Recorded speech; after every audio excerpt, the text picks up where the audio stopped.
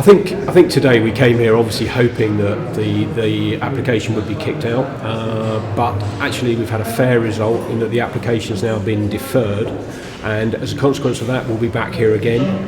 It was deferred on the basis of lack of information, and that was probably fair because the information provided had all come from Brett's consultants, so it could be seen to be a little bit biased. And what the councillors have asked for is that that the information is expanded, that they get an opinion from the Environment Agency, who are obviously impacted, from Affinity Water, and that they can ask them questions. It's so important that the risk of any contamination of the water supply is minimised if the quarry were to go ahead, and the councillors felt that they couldn't make a decision. So hopefully we'll be back here and we'll go through it all again, but this time we'll have the Environment Agency, we'll have Affinity Water here, who the councillors can question, to make sure that any decision they make is safe and protects the public health.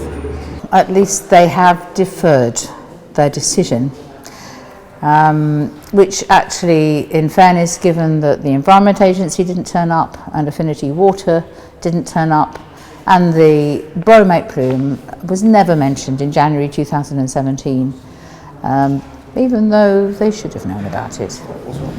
This has been underground for more than 30 years, and it's an environmental catastrophe in Hertfordshire.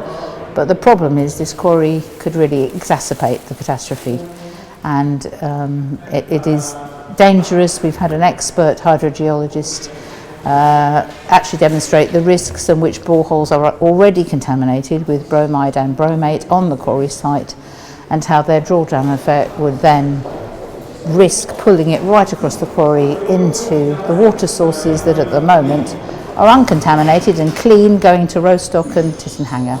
So it is a really serious issue, but the councillors said, well, we haven't got the experts from the Environment Agency to give an answer.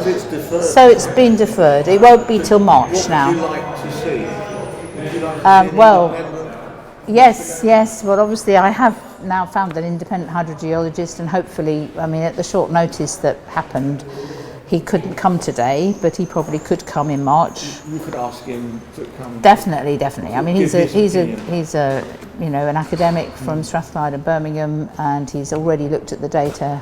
He's already seen the contamination in the quarry, and he knows a lot more about the risks and digging through the interburden layer of clay. I'm not really the expert. I am a scientist. I enjoy getting to the bottom of things. But as far as boreholes are concerned, would you like to see more information? Well, yes. I mean, it was very clear there are some boreholes that no data has been given on, and that really should have been all the boreholes that are in the site should have had data submitted from SLR. So hopefully we can require them. We hope by March. But I mean, it's a relief in a way that it's been deferred. I think the whole issue has now been exposed through this meeting. So actually, I'm pleased about that. But I would like it to have been rejected, but I can see, given they hadn't got the experts in the room, they've done the right thing to defer it. The other thing is the S106 agreement, which we are now trying to persuade the legal officer that if Arlington still prevaricate, then we should enforce the S106 agreement by threatening to go to court. Now, the end of the meeting was that they are really two separate issues. It's not terribly fair on Brett that it's Arlington who haven't signed, but yeah, we hope that they will actually now get Arlington to sign by threatening Just one thing. legal enforcement. Public Health England. Yeah. Jim McManus, do you think he'll come along? Jim McManus hasn't yet really spent enough time understanding that it's the risk of contaminating the water sources to Tittenhanger and Rostock that we're talking about. The truth is, he tends to say, well, the water isn't contaminated now.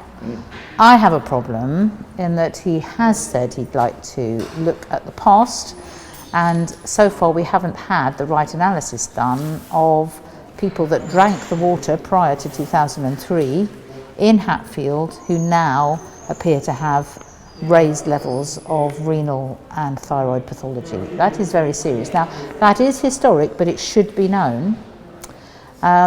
What happens now is that water pumping stations are monitored, but frankly, you know, if it's got to the water pumping station and they have to stop it, that's jolly too late, isn't it?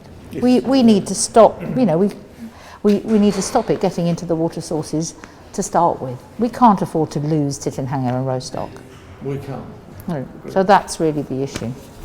What about the last minute, the appearance of the last minute letter from... Oh yeah, well the fact that Arlington... Yes. There was just asked an open question. Yeah. So this last is... minute there was a letter. At the last minute? Yeah, okay. The last minute. And go. At the last minute, this letter came through this morning from Arlington. Yeah, I mean, that's disgraceful, frankly. This letter that has arrived from Arlington, they've had 3 years to produce this letter, or 3 years to actually do slight changes to update the S106 agreement from 20 years ago. There are some things that, you know, have changed a little bit. But to produce this on the very last day, just at the very last minute, is just disgraceful.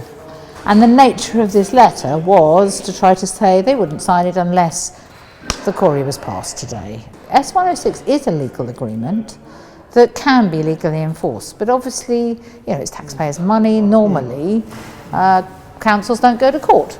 But in this case, we've been waiting 20 years for this. I really do hope that we do the right thing. Damien was the legal officer here.